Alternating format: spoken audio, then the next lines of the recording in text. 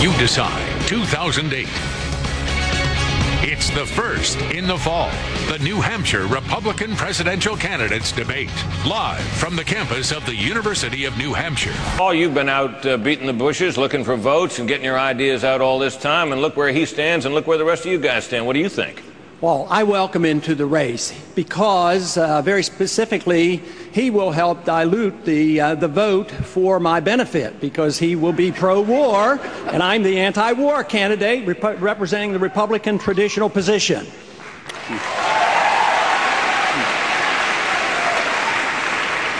Congressman Paul, another gun issue for you, if you will. You have said that the 9/11 attackers might have had second thoughts if they'd felt that some of the passengers aboard the airplanes might have been armed.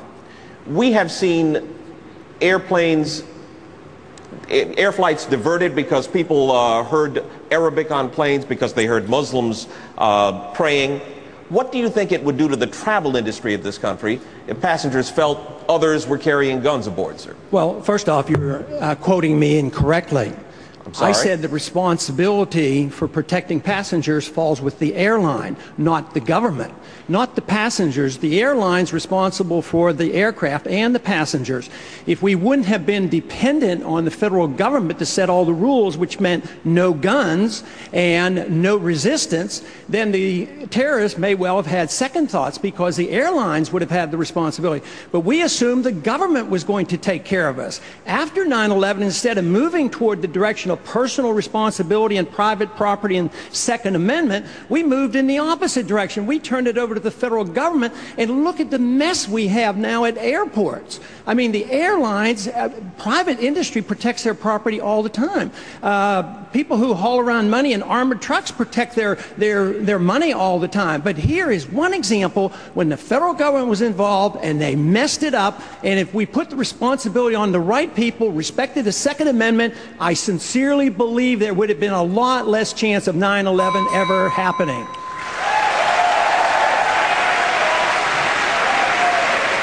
Thank you, Congressman. Congressman Paul, your position on the war is pretty simple. Get out. What about, though, trying to minimize the bloodbath that would certainly occur if we pull out in a hurry? What about protecting the thousands of Iraqis who have staked their lives in backing the U.S.? And would you leave troops in the region to take out any al-Qaeda camps that are developed after we leave? The people who say there will be a bloodbath are the ones who said it would be a cakewalk, it would be a slam dunk, and that it would be paid for by oil. Why believe them? They've been wrong on everything they've said. So why not ask the people... Why not ask the people who advise not to go into the region and into the war? The war has not gone well one bit. Yes, I would leave completely. Why leave the troops in the region? It was the fact that we had troops in Saudi Arabia was one of the three reasons given for the attack on 9/11. So why leave them in the region? They don't want our troops on the Arabian Peninsula. We have no need for our national security to have troops on the Arabian Peninsula. And going into Iraq and Afghanistan and threatening Iran is the worst thing we can do for our national security. I am less safe. The American people are less safe for this. It's the policy that is wrong. Tactical movements and shifting troops around and taking in 30 more and reducing by 5, totally irrelevant. We need a new foreign policy that said we ought to mind our own business, bring our troops home, defend this country, defend our borders. So if...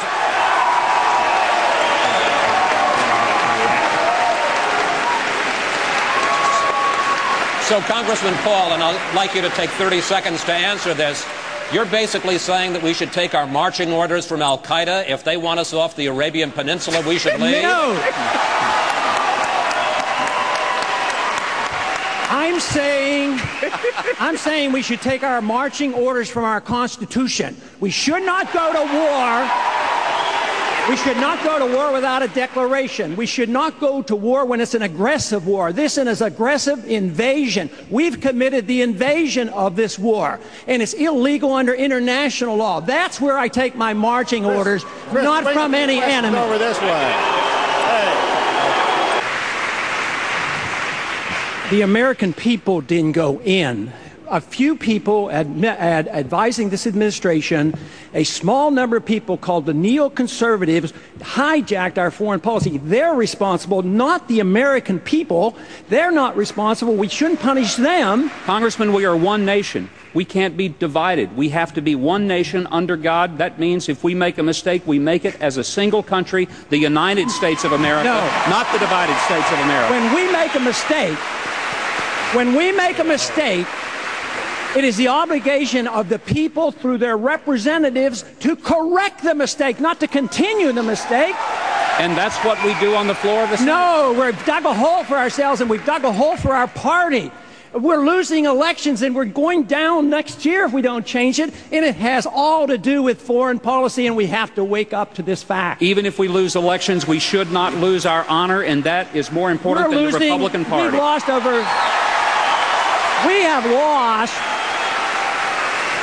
We have lost over 5,000 Americans killed in Afghanistan. We've lost over 5,000 Americans over there in Afghanistan, in Iraq, and plus the civilians killed. How many more do you want to lose? How long are you going to be there? How long? What do we have to pay to save face? That's all we're doing is saving face. It's time we came home. Gentlemen, thank you. Wendell.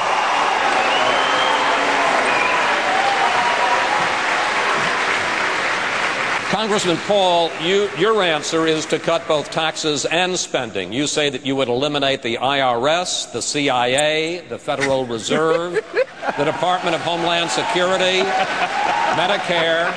I know that you used to want to end the FBI. I'm not sure whether you still support that idea, sir. Perhaps you can tell us. But if you get rid of the CIA, let alone the FBI, how would President Paul have any idea, any intelligence of what our enemies, foreign and domestic, are up to?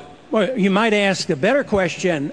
Before 9/11, we were spending $40 billion a year. And the FBI was producing numerous information about people being trained on airplanes to fly them but not land them. And they totally ignored them. So it's the inefficiency of the bureaucracy that is the problem. So increasing this with the Department of Homeland Security and spending more money doesn't solve the problem. Yes, we have every right in the world to know something about intelligence gathering, but we have to have intelligent people interpreting this information. But you know, just going for increasing presidential powers, as been discussed, is rather disturbing to me. This whole idea that we're supposed to sacrifice liberty for security, we were advised against that. Don't we remember that when you sacrifice liberty for security, you lose both? That's what's happening in this country today.